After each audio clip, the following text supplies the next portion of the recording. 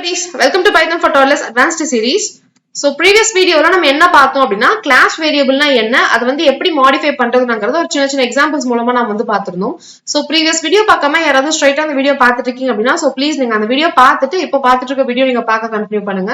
அப்பதான் நம்ம ஃபர்தரா பார்க்க போற கான்செப்ட்ஸ் எல்லாமே உங்களுக்கு ரொம்பவே கிளியராவும் தெளிவாவும் புரியும். ஓகே, இன்னைக்கு இந்த வீடியோல நம்ம என்ன பார்க்க போறோம் அப்படின்னா மெத்தட்ல என்னெல்லாம் டைப்ஸ் இருக்கு அப்படின்னு தான் பார்க்க போறோம். ஓகே, ஜூபிட்டர் நோட்புக் ஓபன் பண்ணிக்கலாம். சோ ப்ரீவியஸா நம்ம டைப்ஸ் ஆஃப் வேரியபிள்ஸ்ல என்னென்ன டைப்ஸ் இருக்கு அப்படின்னு நம்ம வந்து பார்த்திருந்தோம். சோ அதுல ரெண்டு டைப் பார்த்திருந்தோம். ஒன்னு வந்துட்டு இன்ஸ்டன்ஸ் டைப் அப்படின்னு சொல்லுவாங்க, இன்னொன்னு என்ன சொல்லுவாங்கன்னு பாத்தீங்கன்னா கிளாஸ் ஆர் ஸ்டாட்டிக் வேரியபிள் அப்படின்னு சொல்லுவாங்க. சோ இன்ஸ்டன்ஸ் வேரியபிள்னா எப்படி இருக்கும், அது எப்படி நம்ம வந்துட்டு டிஃபைன் பண்றதுன்னு பார்த்தோம். அதுக்கப்புறம் கிளாஸ் ஆர் ஸ்டாட்டிக் வேரியபிள்னா என்ன அப்படின்னு பார்த்தோம். சோ இப்போ அதே மாதிரி நம்மளுக்கு வந்துட்டு மெத்தட்ஸ்ல நம்மளுக்கு வந்து டைப்ஸ் இருக்கு. சோ அது என்னென்ன அப்படின்னு தான் நம்ம வந்து பார்க்க போறோம்.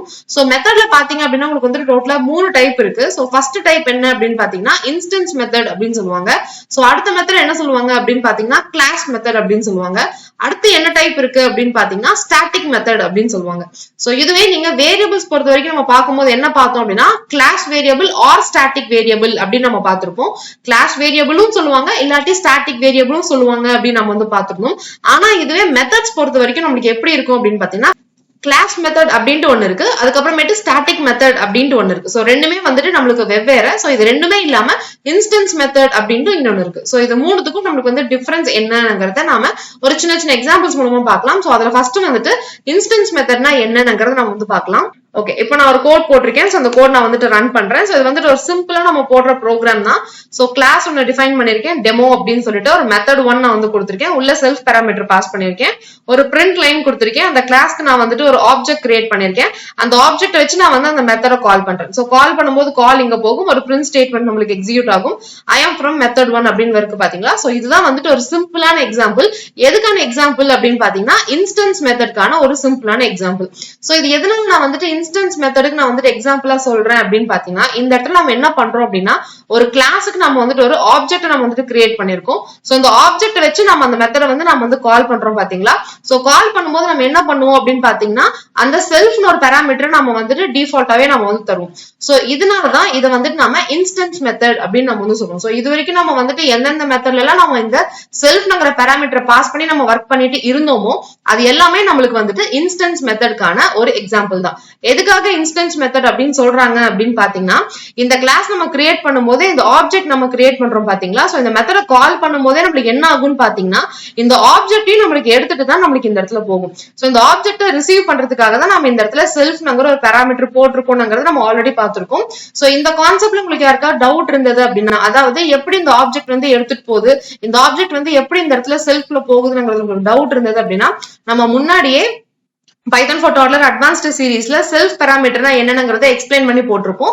சோ அதுல நாம வந்துட்டு ரொம்பவே டீடைல்டா எக்ஸ்பிளைன் பண்ணிருக்கோம். சோ எப்படி இது வந்துட்டு எடுத்துட்டு போகும், எப்படி எதனால இந்த இடத்துல செல்ஃப்ங்கிற பாராமீட்டர் தரோம்ங்கிறது எல்லாமே அதுல எக்ஸ்பிளைன் பண்ணிருக்கோம். சோ அந்த வீடியோ நீங்க பாத்தீங்கன்னா செல்ஃப்னா என்ன, எதுக்காக நம்ம அதை யூஸ் பண்றோம்ங்கிறது உங்களுக்கு ரொம்பவே டீடைல்டா புரிஞ்சுக்க முடியும்.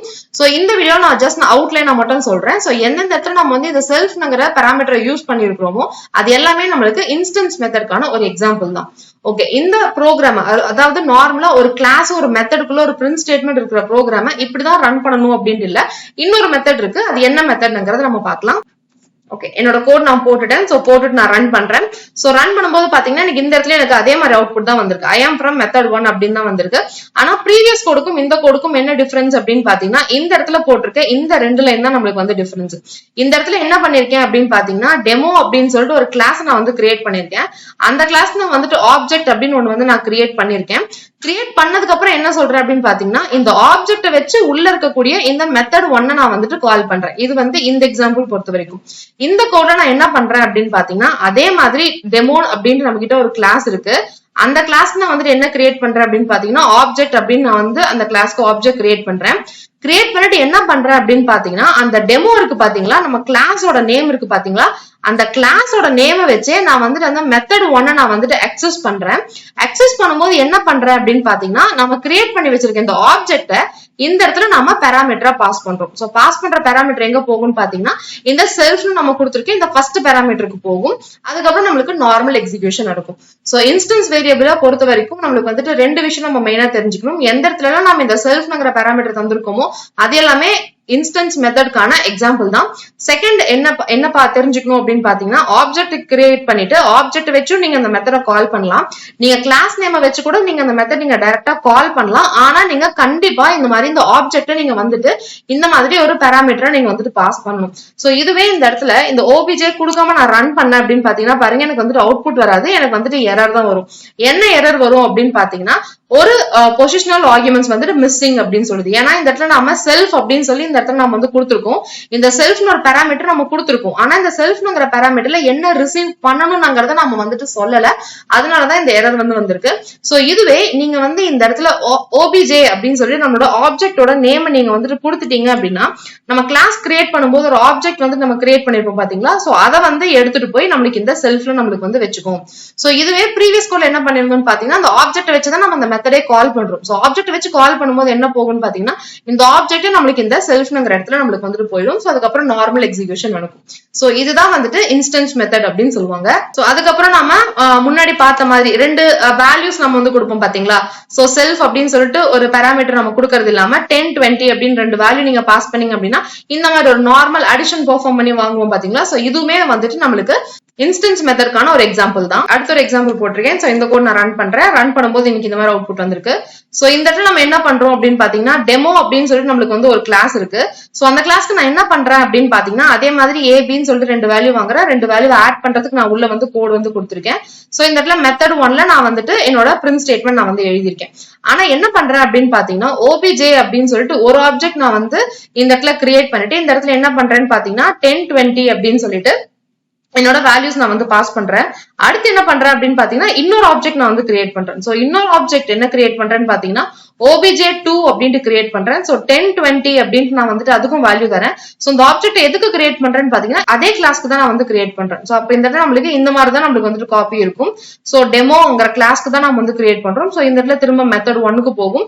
சோ மெத்தட் 1க்கு போயிட்டு நம்மளுக்கு நார்மல் எக்ஸிகியூஷன் நடக்கும். சோ இந்த மாதிரி நம்ம பண்ணிட்டு இருந்தோம் பாத்தீங்களா. சோ ஒரு கிளாஸுக்கு நீங்க மல்டிபிள் ஆப்ஜெக்ட்ஸ் நீங்க கிரியேட் பண்ணாலுமே அது வந்துட்டு எக்ஸாம்பிள் வந்துட்டு அதுவுமே வந்துட்டு இன்ஸ்டன்ஸ் மெத்தட் அப்படின்னு தான் சொல்லுவாங்க. சோ எதுக்காக இன்ஸ்டன்ஸ் மெத்தட் அப்படின்னு சொல்றாங்கன்னு பாத்தீங்கன்னா, அது எல்லாமே இன்ஸ்டன்ஸ் பேஸ் பண்ணி தான் ஒர்க் பண்ணுது. அதாவது ஆப்ஜெக்ட பேஸ் பண்ணி தான் நம்மளுக்கு வந்துட்டு ஒர்க் பண்ணுது. சோ அதனால அதை வந்துட்டு இன்ஸ்டன்ஸ் மெத்தட் அப்படின்னு சொல்லுவாங்க.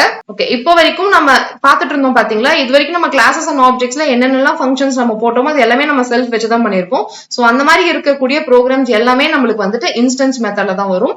ஓகே, இப்ப அடுத்து கிளாஸ் மெத்தட்னா என்ன, அதை வந்து எப்படி டிஃபைன் பண்ணுவாங்க, எப்படி யூஸ் பண்ணுவாங்கன்னு ஒரு சின்ன எக்ஸாம்பிள் மூலமா பார்க்கலாம். ஓகே, என்னோட கோட் நான் இந்த இடத்துல போட்டிருக்கேன். சோ போட்டுட்டு நான் ரன் பண்றேன். சோ ரன் பண்ணும்போது எனக்கு வந்து இந்த இடத்துல அவுட்புட் வந்திருக்கு. சோ இந்த கோட்ல நம்ம என்ன பண்றோம் அப்படின்னு நம்ம வந்து பார்க்கலாம்.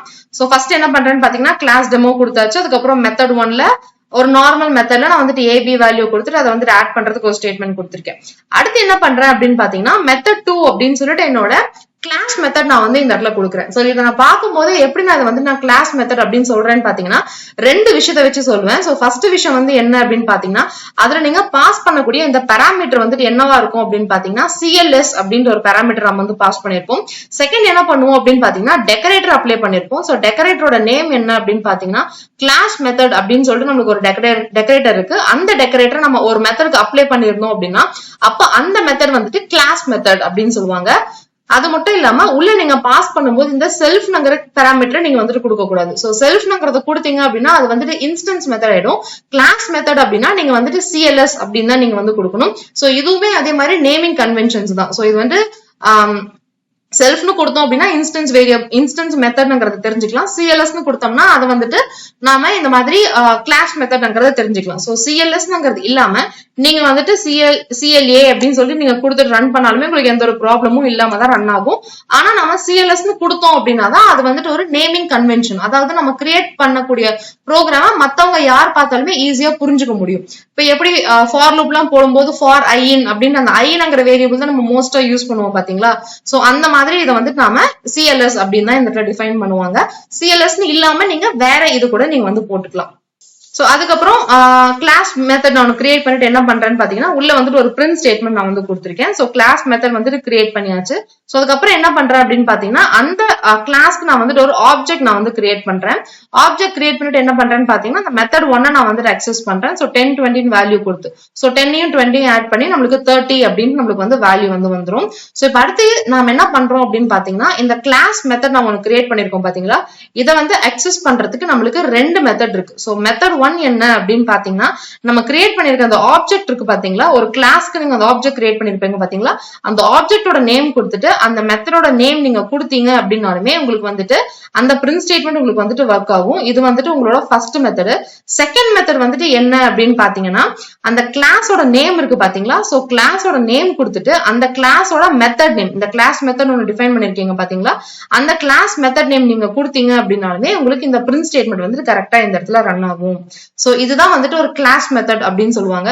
சோ கிளாஸ் மெத்தட்னா ஒண்ணுமே இல்ல, மேல இந்த மாதிரி ஒரு டெக்கரேட்டர் நீங்க வந்துட்டு அப்ளை பண்ணிருக்கணும். அதுக்கப்புறம் உள்ள வந்துட்டு செல்ஃப்ங்கிற பாராமீட்டர் இல்லாம சிஎல்எஸ்ங்கிறத நீங்க போட்டிருந்தீங்க அப்படின்னா அது வந்துட்டு ஒரு கிளாஸ் மெத்தட்ங்கிறத நீங்க தெரிஞ்சுக்கலாம். அதை அக்சஸ் பண்றது நீங்க அந்த கிளாஸ்க்கு கிரியேட் பண்ண அந்த ஆப்ஜெக்ட் வச்சும் நீங்க வந்து அக்சஸ் பண்ணலாம். அந்த கிளாஸோட நேமை வச்சும் நீங்க வந்துட்டு இந்த இடத்துல அக்சஸ் பண்ணலாம்.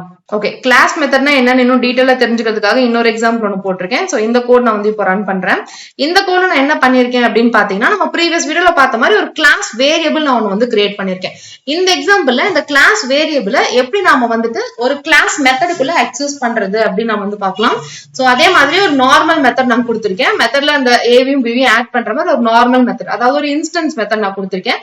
உள்ள செல்ஃப்ங்கிற பாராமீட்டர் கொடுத்து அதுக்கப்புறம் நம்ம ப்ரீவியஸ் கோட்ல பார்த்த மாதிரி மெத்தட் 2க்கு நான் வந்துட்டு கிளாஸ் மெத்தட் நான் கிரியேட் பண்ணிருக்கேன். மெத்தட் 2 அப்படின்னு சொல்லிட்டு டெக்கரேட்டர் அப்ளை பண்ணிருக்கேன். சோ உள்ள வந்துட்டு அந்த கிளாஸ் வேரியபிள் VAR அப்படின்னு சொல்லிட்டு ஒரு கிளாஸ் வேரியபிள் நான் கொடுத்திருக்கேன் பாத்தீங்களா. சோ இந்த இடத்துல இந்த VARங்கிறத எப்படி நான் கிளாஸ் வேரியபிள் அப்படின்னு சொல்றேன்னு பாத்தீங்கன்னா மெத்தடுக்கு வெளியில கிளாஸுக்கு உள்ள டிஃபைன் பண்ணிருந்தா அது வந்துட்டு கிளாஸ் வேரியபிள். சோ அந்த கிளாஸ் வேரியபிளை நான் எப்படி அக்சஸ் பண்ணணும் அப்படின்னு பாத்தீங்கன்னா சோ இந்த இடத்துல நீங்க ஃபர்ஸ்ட் பாராமீட்டர் நீங்க பாஸ் பண்ணீங்க பாத்தீங்களா CLS அப்படின்னு சொல்லிட்டு, சோ CLS டாட் அதுக்கப்புறம் அந்த வேரியபிளோட நேம் நீங்க வந்துட்டு கொடுக்கணும். சோ இந்த CLSல என்ன இருக்கும் அப்படின்னு பாத்தீங்கன்னா நீங்க கிரியேட் பண்ணி வச்சிருக்க இந்த கிளாஸோட நேம் தான் உங்களுக்கு வந்து இந்த இடத்துல இருக்கும், வேற எதுவும் இருக்காது. சோ ப்ரீவியஸ் எக்ஸாம்பிள்ல இந்த செல்ஃப் அப்படின்னா நீங்க என்ன ஆப்ஜெக்ட் கிரியேட் பண்ணீங்களோ அந்த ஆப்ஜெக்ட் தான் இந்த செல்ஃப்ல இருக்கும் நம்ம சொன்னோம் பாத்தீங்களா. சோ அதே மாதிரி தான் இந்த இடத்துல நீங்க CLSன்னு கொடுத்திருக்கீங்க அப்படின்னா இந்த இடத்துல என்ன வந்துட்டு ரிசீவ் ஆகும் அப்படின்னு பாத்தீங்கன்னா இந்த கிளாஸ்க்கு நீங்க ஒரு நேம் கொடுத்திருப்பீங்க பாத்தீங்களா, அந்த நேம் தான் வந்து நம்மளுக்கு இந்த இருக்கும். சோ உள்ள என்ன பண்றேன் அப்படின்னு பாத்தீங்கன்னா இந்த CLS கொடுத்துட்டு டாட் கொடுத்துட்டு VAR அப்படின்னு நான் கொடுத்தேன்னா அதாவது அந்த வேரியபிளோட நேம் கொடுத்தேன் அப்படின்னா நம்மளுக்கு அந்த இடத்துல இருக்கிறது நம்மளுக்கு வந்துட்டு அக்சஸ் ஆயிட்டு நம்மளுக்கு பிரிண்ட் ஆகும். சோ பாருங்க இந்த இடத்துல ஆப்ஜெக்ட் ஒன்னு கிரியேட் பண்ணியாச்சு. சோ மெத்தட் 1க்கு 10 20 அப்படின்னு நான் 2 வேல்யூ தரேன். சோ 13ங்கிற வேல்யூ நம்மளுக்கு இந்த இடத்துல வந்துருச்சு. அடுத்து கிளாஸோட நேம் கொடுத்துட்டு அதுக்கப்புறமேட்டு அந்த கிளாஸ் மெத்தடோட நேம் நான் வந்து கொடுத்திருக்கேன். சோ தரும்போது நம்மளுக்கு கால் வந்து இங்க போகும். I am from class method line நம்மளுக்கு இந்த இடத்துல பிரிண்ட் ஆகும். ஆனதுக்கு அப்புறம் class dot var அப்படின்னு நான் வந்து சொல்றேன். சோ இந்த இடத்துல எனக்கு கிளாஸ்ல என்ன இருக்கும் அப்படின்னு பாத்தீங்கன்னா டெமோ தான் நம்மளுக்கு வந்துட்டு இருக்கும். பிகாஸ் கிளாஸோட நேம் வந்து டெமோ தானே. சோ டெமோ டாட் var அப்படின்னு இருக்கும்போது இது நம்மளுக்கு அக்சஸ் பண்ணிட்டு I am class variableங்கிறது நம்மளுக்கு இந்த இடத்துல அவுட்புட்டா வந்திருக்கு. சோ இதே கூட நான் வந்து காப்பி பண்ணி திரும்ப இந்த இடத்துல பேஸ்ட் பண்றேன். சோ இந்த இடத்துல என்ன பண்றேன்னு பாத்தீங்கன்னா CLSங்கிறது இல்லாம என்னோட கிளாஸோட நேம் டெமோ அப்படின்ற அந்த கிளாஸ் நேம் கொடுத்துட்டு நான் ரன் பண்றேன்.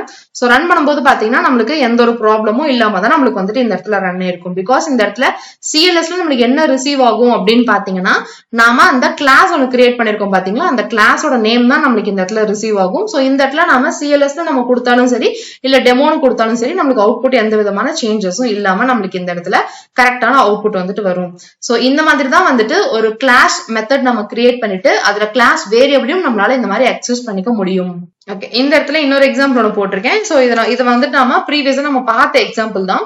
சோ இந்த இடத்துல என்ன பண்றேன் அப்படின்னு பாத்தீங்கன்னா அதே மாதிரி கிளாஸ் வேரியபிள் கொடுத்தாச்சு, அதே மாதிரி கிளாஸ் மெத்தட் கொடுத்தாச்சு.